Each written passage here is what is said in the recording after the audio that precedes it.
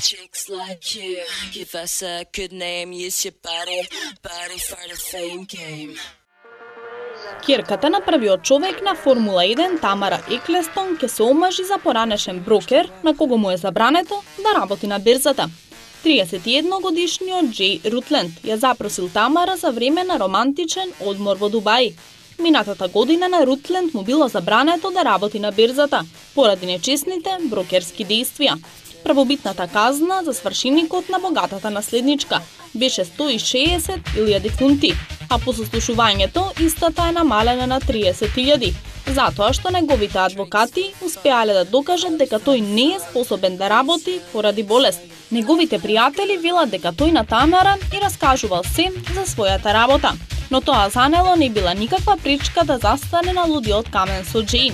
Тие планираат да стапат во брак кон почетокот на следната година. Джей се и раскажа, а таа верува дека на луѓето секогаш треба да им се даде и втора шанса, изјавил пријател близок до Рутленд. Инаку нивната свршувачка се случува 7 месеци по разделбата на Тамара со бизнисменот Омар Кијами, кој го остави затоа што сними порнофилм. Познатиот британски актер Хју Грант повторно стана татко, но овој пат тој доби син. 52-годишната звезда од најромантичниот филм на сите времења Навистина љубов, која има 18-месечната ќерка Табита, е воодушевен откако добили син со кинеската актерка Тинглан Хонг. Воодушевен сум што ќерка ми сега има братче, напишал Хју на Твитер. Двајцата ја обожавам до степен што воопшто не е кул. Тие имаат прекрасна мајка.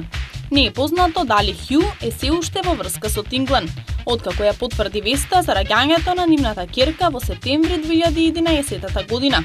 Хју ја опиша нивната врска како минлива афера, но и покрај тоа што моментално се разделени. Грант изјавил дека таа е добра личност, духовита, паметна и одлична мајка.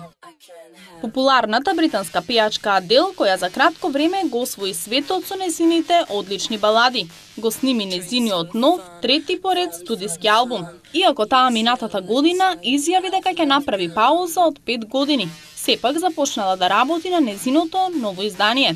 Освен тоа, британските медиуми пишуваат дека познатата пејачка се чувствувала како самохрана мајка, бидејќи незиниот вереник Симон Конецки е презафатен да се придружи на неа и на незиниот син во Лос Анџелес. Популарната пејачка престојува во Америка со синот, бидејќи се подготвува за настапот на доделувањето на Оскарите, а незиниот свршеник е во Англија поради работните обврски. Симон работи на еден проект и е презафатен да се придружи на Адел и на синот, потврдил извор близок до двојката, кој додал дека Адел е загрижена, се чувствува несигурно и депресивно поради оддалеченоста со вереникот. Дали тоа значи дека и на незиниот трет музички албум ќе провладуваат балади со тажна содржина, или Адел ќе направи и повесели песни, останува да видиме. Поголемиот успех со последниот филм Сем Мендес би требало да биде повторно главен виновник и режисер и за следниот филм за најпознатиот таен агент во светот. Последниот филм за тајниот агент 007 Джеймс Бонд со наслов Skyfall доживеа вистински успех низ светот. Па затоа продуцентите ќе се потрудат да го задржат истиот тим и за другите делови од овој серијал. Веќе е потврдено дека Џон Логан повторно ќе го направи сценариото за 24-тиот филм за Джеймс Бонд, но изјавили дека е можно новата приказна да добие 2 дела.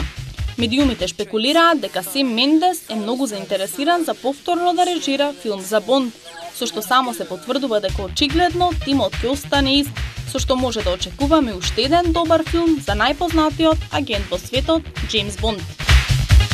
Chicks like you, give us a good name, use your body for the fame game.